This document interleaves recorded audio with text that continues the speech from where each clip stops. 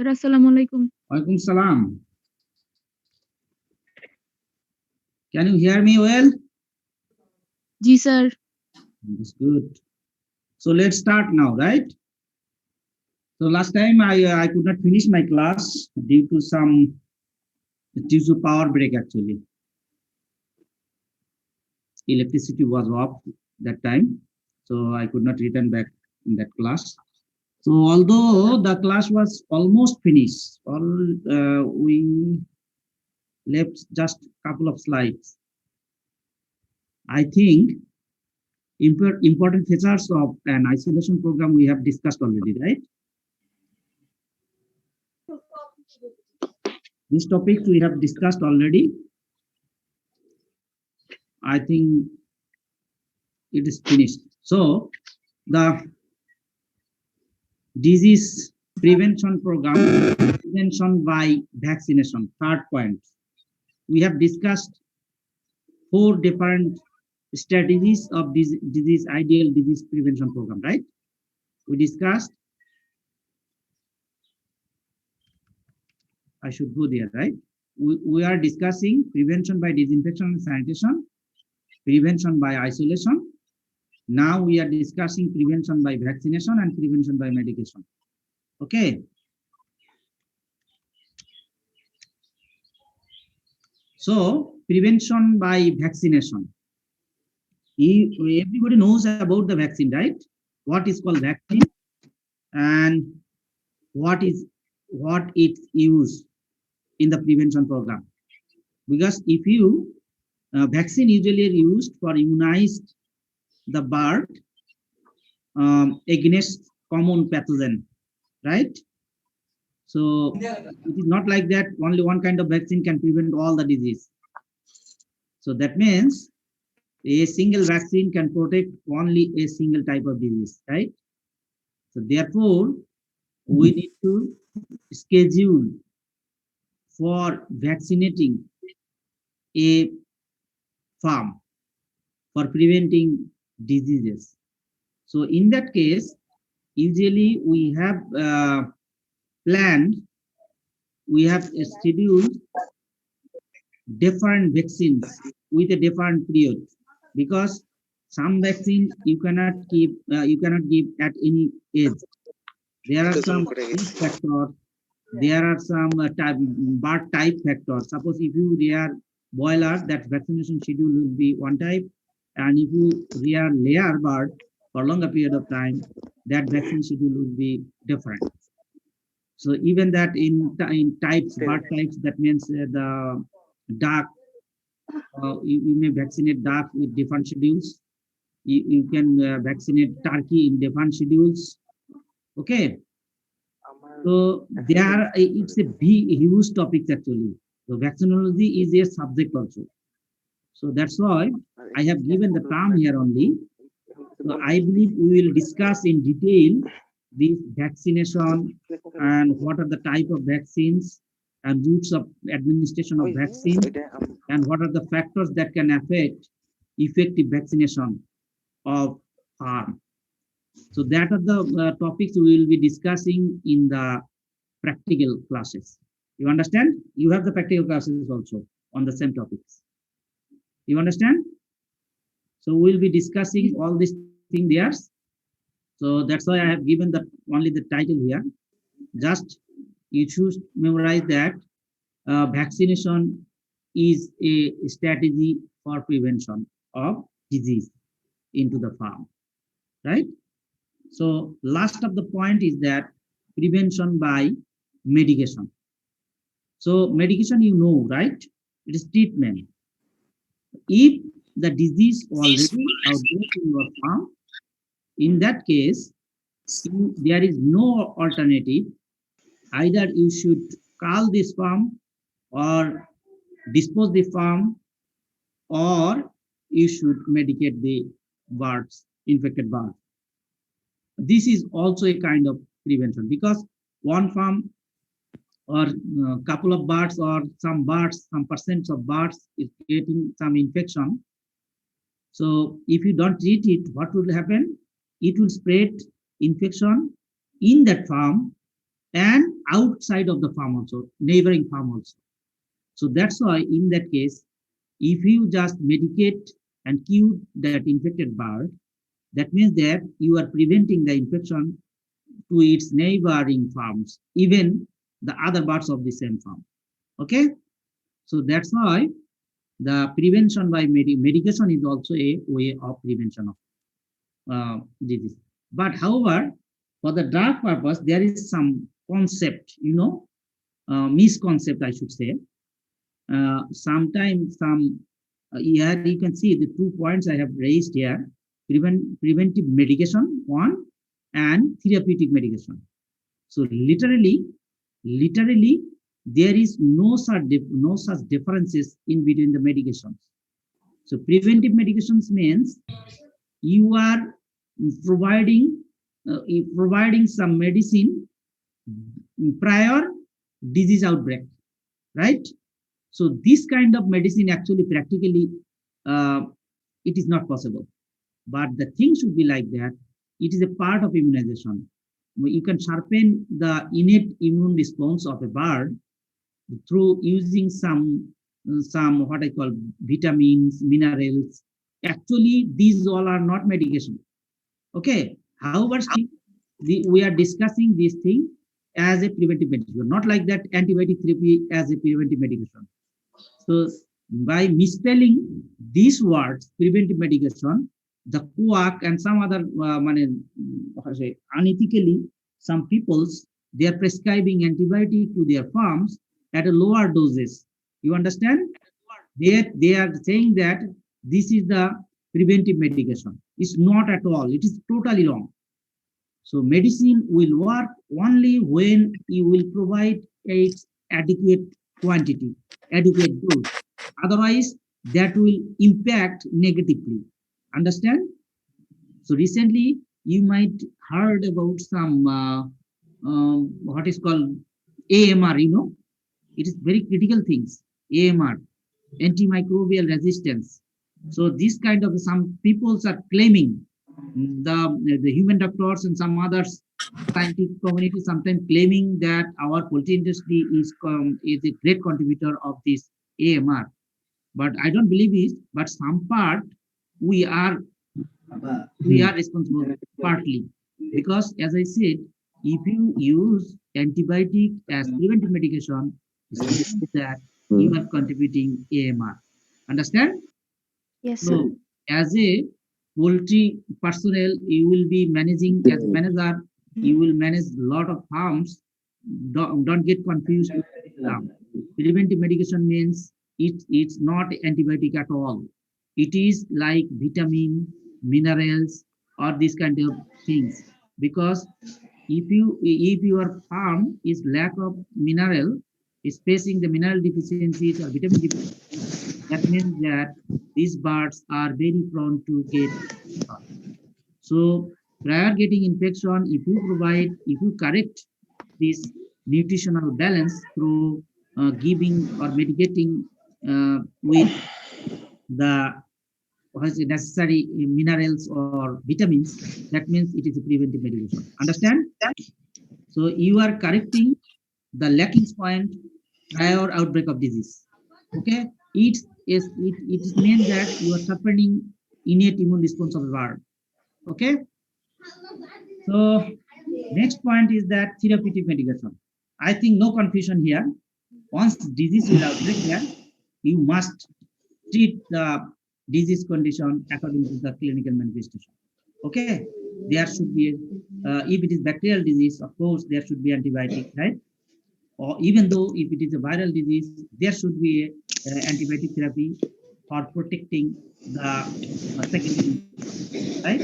If you got mycoplasmal infection, you know the tylosin tartrate is the specific drug for the uh, mycoplasmal treatment. However, you should provide antibiotic also because any kind of stressful condition that may create a condition like that, secondary pathogen will cause will aggravate the situation further. Okay. So do you understand what I am talking? I am talking like blindly, right? If you you have question, you should ask me. Understand? Hello? Nobody is listening. Oh my God. Sir. Can anyone respond? Sir শুনতে পাচ্ছি। Do you understand what I have discussed? Yes, sir. Yes, sir. Okay, good. Then I am a very good teacher, right? Yes, sir. Yes, At sir. once you can understand. Anyway, so the thing is very simple. You know, these were the four basic steps of ideal prevention, disease prevention mechanism. So number one, what I call, can you recall? Prevention by disinfectant and sanitation. sanitation and disinfection. Then Prevention by by- isolation. good. Then Prevention Any by other- vaccination. any other can respond? Prevention by medicine. Medication. Prevention by Medication. number three, prevention by Vaccination. Vaccination. vaccination, yes, or immunization, sometimes called. Then last of all, By on the screen, prevention by medication. So, is there any foreign student in your group? Do you have any foreign student? Hello? No, sir. No, sir. No, Sir. sir. তোমাদের কোনো বাইরের ছাত্র নাই? No, sir. No, Oh my God. তাহলে আমি তো বাংলাও বলতে পারি নাকি? Yes, sir. কারণ Yes, sir. এই যে এই প্রিভেনশন বাই মেডিকেশন আমি কতগুলো কথা বলেছি যেগুলো খুবই প্র্যাকটিক্যাল এবং আমরা ভুল করে যাচ্ছি, এবং এই ভুল করার কারণে আমাদের পোল্ট্রি ইন্ডাস্ট্রিকে অনেকে দোষ দেয়। তোমরা যদি এই জিনিসটা না জানো তাহলে কিন্তু এটাকে প্রিভেন্ট করতে পারবে না। যেমন এএমআর এর ক্ষেত্রে, এএমআর বোঝো তো, anti microbial Microbial resistance, resistance. বোঝো? জি স্যার। না বুঝলেও যখন ফিল্ডে যাবে তখন এটা বুঝতে হবে, কারণ আমাদেরকে ব্লেম করা হয় এই এএমআর নিয়ে। আমি এই কথাটা এখানে বললাম যে এই যে এখানে যে দুটো পয়েন্ট বলেছি, prevention by medication and therapeutic medication.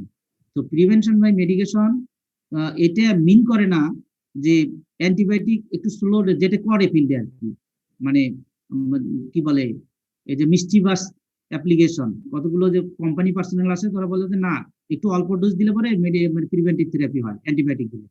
আসলে কিন্তু টোটালি রং কনসেপ্ট, এটা করা যাবে না। Antibiotic will action only when you will provide adequate dose. If you don't provide adequate dose, it will not work at all. Otherwise, just you will confirm the resistance to the microbes. মানে bacteria এমন একটা প্রজাতি, এটাকে মারলে একবারে মেরে ফেলতে হয়, কিন্তু স্টিমুলেশন দেওয়া যাবে না। হালকা একটু ডোজ দিলে এটা আরো বেড়ে যাবে, অথবা সামটাইমস পরবর্তীতে তুমি থেরাপিউটিক ডোজ দিলেও ওটা আর মারা যাবে না, কারণ সে তার নিজের মধ্যে রেজিস্ট্যান্ট ডেভেলপ করে ফেলে। বুঝতে পেরেছো? আমি এইটা বুঝেছি, এই জন্য এটা কোয়াইট মানে একটা সিরিয়াস ইস্যু আমাদের ক্ষেত্রে।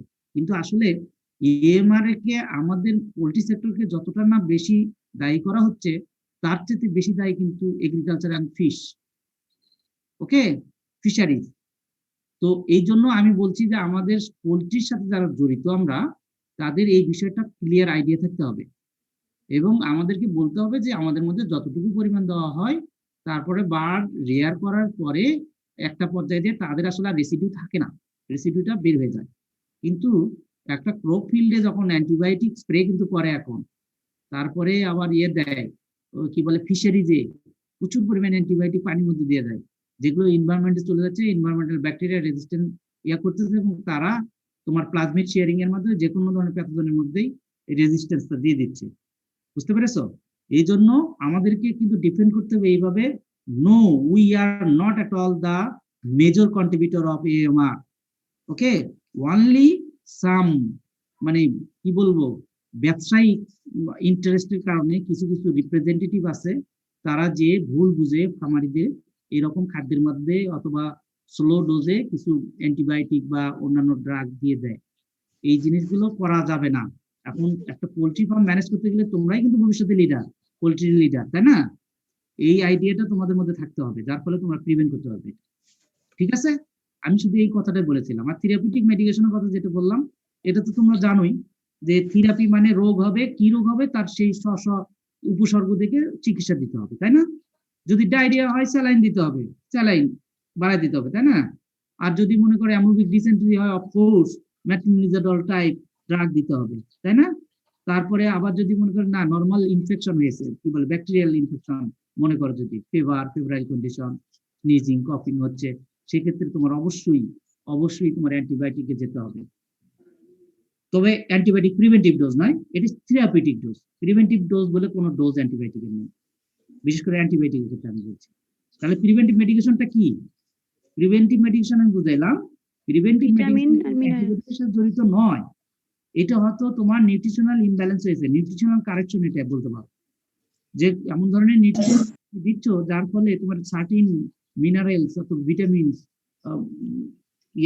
তোমার ডেফিসিয়েন্সি হয়ে গেছে। এইটাকে কারেকশন করার জন্য তোমার chemical forms of that vitamins or minerals অনেক সময় মেডিকেশন করা হয়। তাহলে করলে কি হবে, তখন ওই কারেকশন হয়ে যাবে, মানে ডিজিজ কিন্তু হয়নি তখন, বা হতে পারে। তো এইটাকে এই জন্য প্রিভেন্টিভ মেডিকেশন বলা হয়, নট অ্যাট অল অ্যান্টিবায়োটিক। আমি এইটা শুধু বললাম, আরো ভালো করে বাংলা বুঝে বললাম, কারণ তোমাদের এইটা মানে ফিল্ডে খুব প্রবলেম আছে আর কি। অনেক সময় আমরা নিজেরাও যদি মানে যদি বিষয়টা না বুঝতে পারি তাহলে কিন্তু খারাপ হয়ে যায় আর কি। ঠিক আছে? জি sir. Okay, that was all about this lecture, but I will go now for another lecture. Do you have any question? Disease prevention, Sir, poultry health management. 4 basic steps of Sir, poultry আমি health একটু- management, right? sir, So একটা for question managing the poultry health, how we can rear the healthy poultry? So that includes the 4 basic approach, right? That means prevention.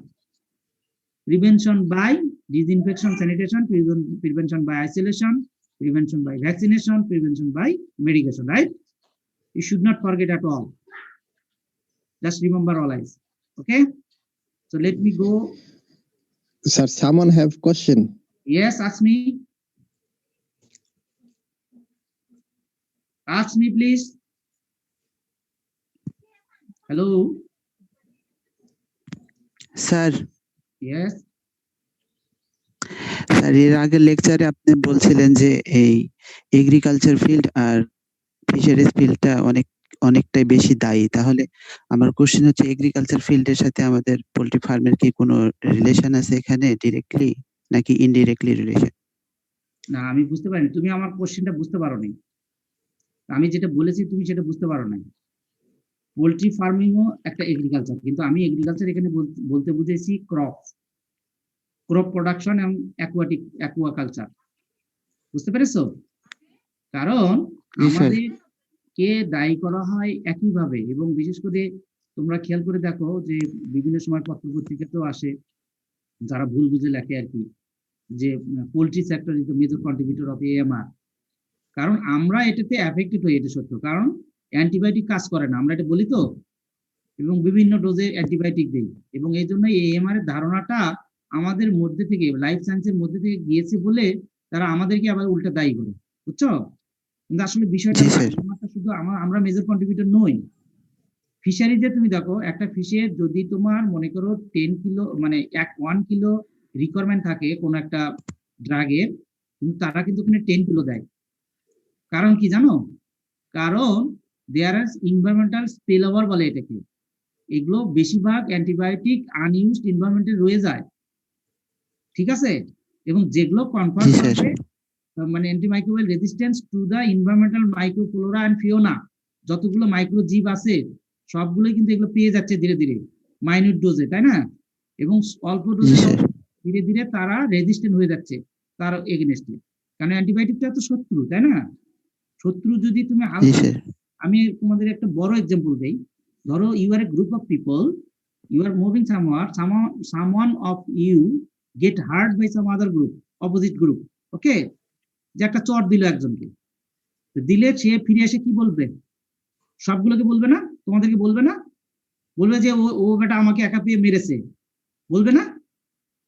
তাহলে কি জি, হবে? Sir. তোমরা কি করবে? লাঠি নিয়ে, মানে আমি সাপোজ আমি কিন্তু খুব মজা করে বলছি, এটা কিন্তু মিন করছি না, বুঝছো? তোমরা ইয়ে করো না। হয়তো ধরো যে আমাদের তো তোমার বোঝোই, যতই বলো যে এনিম্যাল হাজবেন্ডারি ভেটেরিনারি স্টুডেন্ট, একটা কিন্তু স্নায়ুতাত্ত্বিক দ্বন্দ্ব আছে না? আমি কিন্তু মিন করে বলতেছি না, জাস্ট এক্সাম্পল দেওয়ার জন্য বলছি। সাপোজ ধরো যে তোমরা ওই আমাদের ভেটেরিনারি ইয়েতে গেলে করিডোরে একটা স্টুডেন্ট গেল, একটাকে পেয়ে পিটানি দিল, বুঝছো, অথবা চত্থাপ্পর দিল, অথবা কটু কথা শোনাইলো, ঠিক আছে?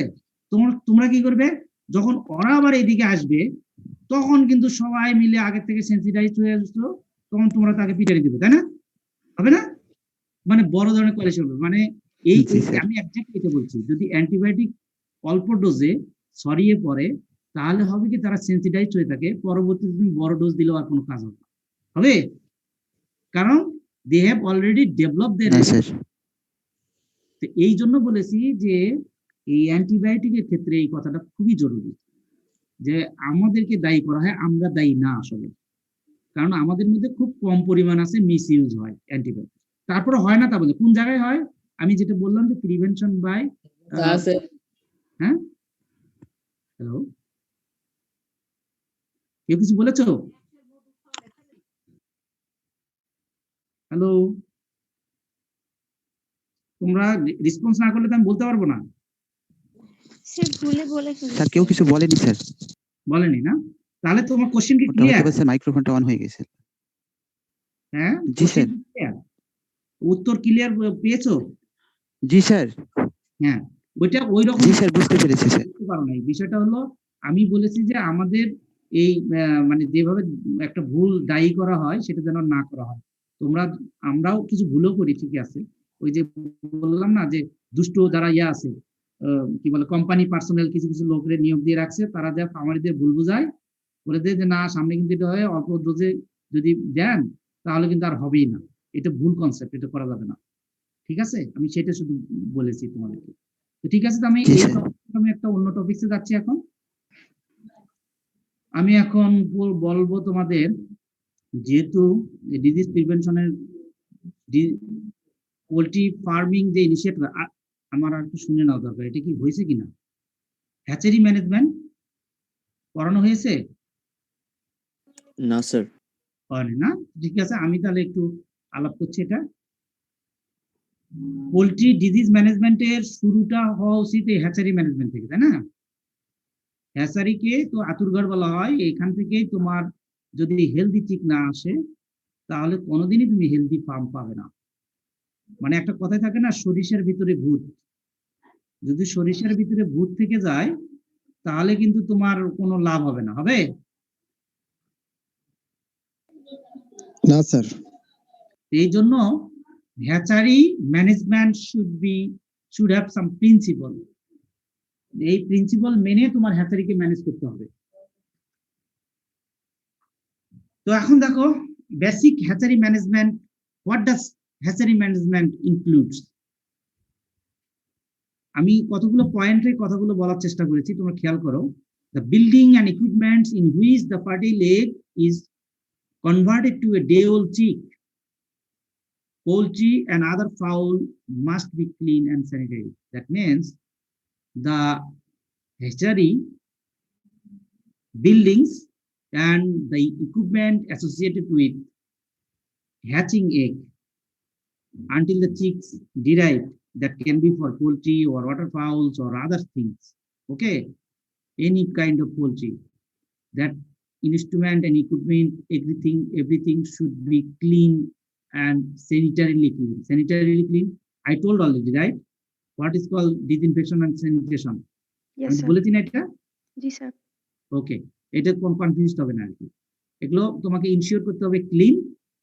দেন the equipment use to process and deliver it to the farm must be clean and sanitary. Some equipment আছে যেগুলো, যেমন হচ্ছে এগ আসবে, এগ ক্যারিয়ার, তাই না? তারপর আরো এদিকে চিক বক্স ঢুকবে, তাই না? এগুলো তো রেগুলার আসতেই হবে, আবার বের হতেও হবে। এই জিনিসগুলো যেটাই তোমার হ্যাচারিতে আসবে, that should be clean, sanitarily clean. It should be cleaned and sanitized properly. And the egg used for hatching should be pathogen free. যে এগটা তুমি ইউজ করবা, এই egg should not carry the pathogen, right? If it hatches in a clean hatchery, মানে disease free egg যদি clean হ্যাচারিতে hatch করে এবং সেই চিককে যদি একটা ক্লিন বক্সে করে providing the clean room and clean breathing condition, if you provide the farm, that should be the ideal healthy chicks. Okay. Therefore, a hatchery should be located away from the source. I believe that তোমরা সবাই জানো এটা। Hatchery away from the poultry pathogen-free areas, such as poultry farm, processing plant, post-mortem laboratories, or feed mills, etc. Etcetera থেকে দূরে থাকতে হবে, তাই না? হ্যাচারিটা প্যাথোজেন ফ্রি কন্ডিশনে রাখতে হবে। তারপরে আরো কিছু condition, it should not be very close to the highways or localities, or it should not be very close to the some forest area that free flying birds or animals are there. It should not be like that place also, right?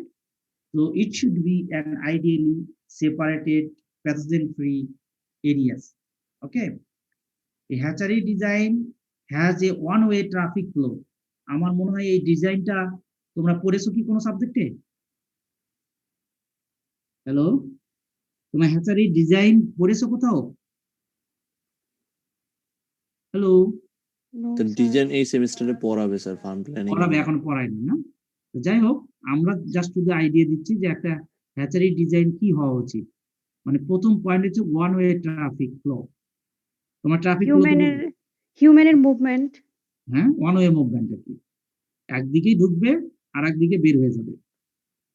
মানে একটা gate হবে না, বের হওয়া ঢোকার একটা gate হবে না, একটা পথ হবে না। এইটাই আর কি, এই সিস্টেমটা তোমরা হয়তো যখন পড়াবে তোমাদেরকে হাউজিং তখন বুঝবে।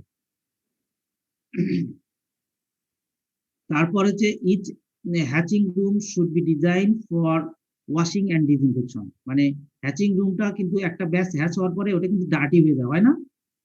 যেমন ফ্লাপ গুলো থাকে, তারপর তার মানে এগ কিছু কন্টেন্টও থাকে, লিকুইড কন্টেন্ট থাকে না, যেগুলো খুব ডার্টি করে ফেলে। এই জন্য রেগুলার এটা ক্লিনিং করতে হয়, এবং এই জন্য এই facilities washing and cleaning disinfection facilities এখানে ইজি যাতে হয় সেই রকম ফ্যাসিলিটিস ওখানে ডেভেলপ করতে হবে during construction. The ventilation system must be designed to prevent the recirculation of the contaminated air and dust laden area. কারণ তুমি যদি এমন একটা ভেন্টিলেশন সিস্টেম করো যে যে জায়গা থেকে ভেন্টিলেটেড এয়ার আসছে অথবা ভেন্টিলেটেড এয়ার যেটা বের করে দিচ্ছে সেটা আবার ঘুরে ঢুকছে, তাহলে কিন্তু হবে না। এই জন্য সাধারণত যেটা করা হয় যে একটা এরিয়াতে এক পাশে দিয়ে মানে বাতাস সাক করা হয়, আর এক পাশে দিয়ে ক্লিন প্যাসেজ এর মাধ্যমে ক্লিন এয়ার, সেটাও like a filtrated air or treated air, এরকম স্পেস থেকে যাতে বাতাস ঢোকে, অন্য দিক দিয়ে যাতে বের হয়ে যায়, তাহলে ক্লিন এয়ার মানে রিসাইকুলেশন হওয়ার কোনো সুযোগ নাই। ভেজিটেড এয়ার গুলো রিসাইকুলেশন হওয়ার সুযোগ রাখা যাবে না। তো এইরকম হচ্ছে হ্যাচারি ম্যানেজমেন্টের এই পয়েন্ট গুলো থাকা উচিত। আরো আছে যেমন good sanitation practices, that should be তার বিডার কোড, টু ডিফারেন্ট পয়েন্টস। আমি স্যানিটেশনের কথা হয়তো আমরা ওই একই রকম প্র্যাকটিক্যালের ডিটেইল স্যানিটেশন প্রসিডিউর কি, ক্লিনিং ডিসইনফেকশন প্রসিডিউর কি আমরা পড়াবো। তারপরেও আমরা এখানে বলি যে গুড স্যানিটেশন বলতে কি বোঝাচ্ছে। To minimize the bacterial contamination of eggs and hatching chicks, hatchery premises must be kept free of reservoir of contamination. That means you should not leave some container or some things like that should be act as a reservoir of pathogen for contaminating the hatchery environment, which is readily become airborne and from the because তুমি একটা এমন একটা পাত্র রেখেছো যেটা কোনোদিনই তোমার পরিষ্কার করা হচ্ছে না, সেখানে কিন্তু ব্যাকটেরিয়া গ্রো করতে পারে এবং ব্যাকটেরিয়াটা ধরে নিবে যে ওখানেই থাকবে তা কিন্তু না, ওখান থেকে কিন্তু এয়ারবর্ন হয়ে সে হোল হ্যাচারি এরিয়াকেই সে কন্টামিনেট করে ফেলবে। ঠিক আছে? তো ঠিক একইভাবে tray used for hatching should be thoroughly cleaned. এই একই কথা বারবার আসতেছে, কারণ এই কথাগুলো বারবার বলার কারণ হলো যে খুবই ইম্পর্টেন্ট, এই জিনিসগুলো মিস্টেক করাই যাবে না। Cleaned with water, then disinfection before egg are placed. কারণ তোমার আমরা ক্লিনিং এর প্র্যাকটিস গুলো পড়াবো, এই জন্য আমি ডিটেল যাচ্ছি না এখানে। ক্লিনিং বলতে আমরা শুধু মানে একটু ওয়াশ করে ফেললাম, এটাই ক্লিনিং নয়, বা এখনই পানি দিয়ে ওয়াশ করে পরে আবার ডিসইনফেক্টেন্ট চুবাইলাম, এটাও ক্লিনিং নয়। ক্লিনিং এর স্ট্যান্ডার্ড কিছু প্রসিডিউর আছে, সেগুলো ফলো করতে হবে। যেমন ওয়াটার দ্বারা ক্লিন করার পরে that should be dry, and then you should treat with the disinfection. এটা হচ্ছে প্রিন্সিপাল। আমি একদম পড়াবো পরে, আমরা যখন সুযোগ পাবো আর কি practically. This can be done by dipping in tanks, suitable disinfectant, washing with hot water or steam, followed by the disinfectant spray, or fumigating with the formaldehyde inhaler. Okay. Tray and eggs are frequently fumigated together immediately after eggs are transferred to the hatcher. Okay. As chicks hatches, the exposed embryo fluid, আমি বলেছি এই কথাটা শুরুতেই, যে embryo fluid অথবা flap অথবা what about the shell and everything that should be cleaned properly. So the hatching chicks immediately transferred to the room free of microorganisms. So hatching room, then there should be some chick room, তাই না, boxing room, sexing room, এসব তোমরা জানো। এই জিনিসগুলো থাকতে হবে facility, that should be healthy with fresh ventilated air. Okay. Then breeder codes. Breeder codes আমরা আমার চাইতে তোমরা বেশি জানো, কারণ এগুলো তোমরা পড়াশোনা করো। Breeder codes means that the sources of egg,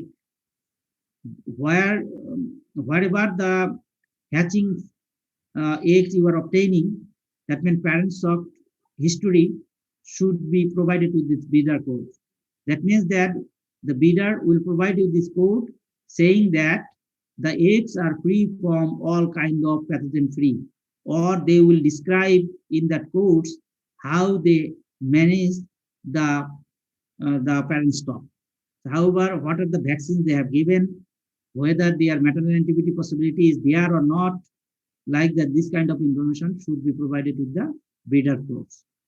Okay, because there are some potential pathogens they can carry in as a egg-borne infection, okay, or egg-transmitted infection. Okay, so these are the practices of hatchery. So what are the activities relating to this?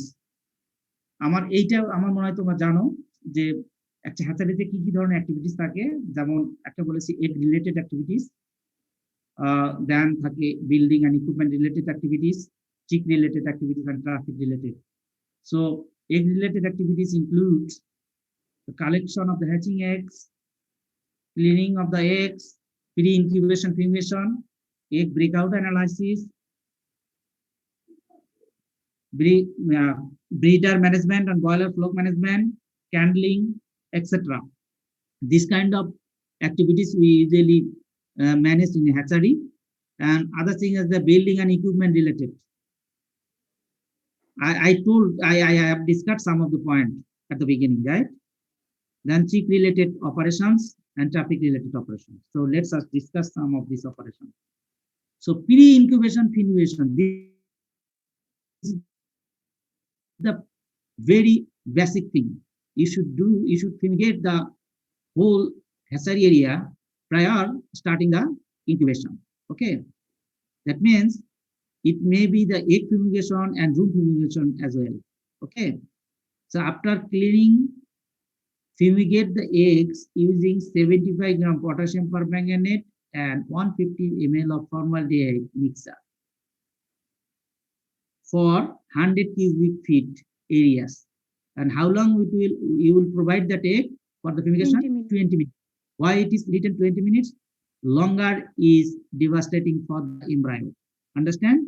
Fertility will be dropped. So that's why not more than 20 minutes with that specific concentration. Okay. If your area is 300 cubic feet, what should you use? You just multiply by 3 of this concentration. So now the point is that if you use these materials, it can create the fume condition for longer period. However, your egg should not be allowed more than 20 minutes. If you use more than 20 minutes, your hatchability will drop, because it will create asphyxia condition, and that will create the toxic condition for the and that will be devastating for the fertility. Okay. And another point is that you should not fumigate the moist egg. Okay, if the egg is not dry, you should not fumigate. Okay, because with that moisture, the fumigant may enter into the may permit the shell, and they can cause.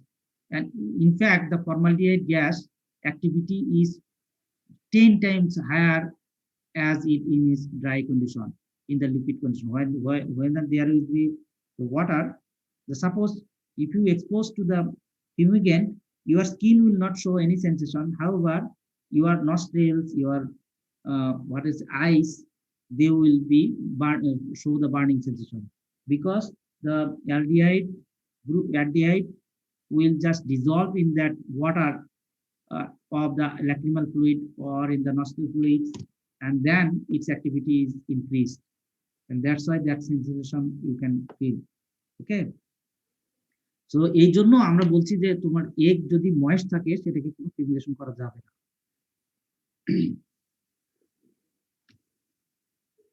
এখন এখানে আরো কতগুলো আমি hatchery ফিউমিগেশনের আরো কতগুলো concentration, কতগুলো এরিয়ার কথা বলা হলো, এই জিনিসগুলো তোমাদের মনে রাখতে হবে। আমি তো এর আগে তো বললাম এগ ফিউমিগেশনের কথা, এখানে তুমি হ্যাচারি ফিউমিগেশনের কথা।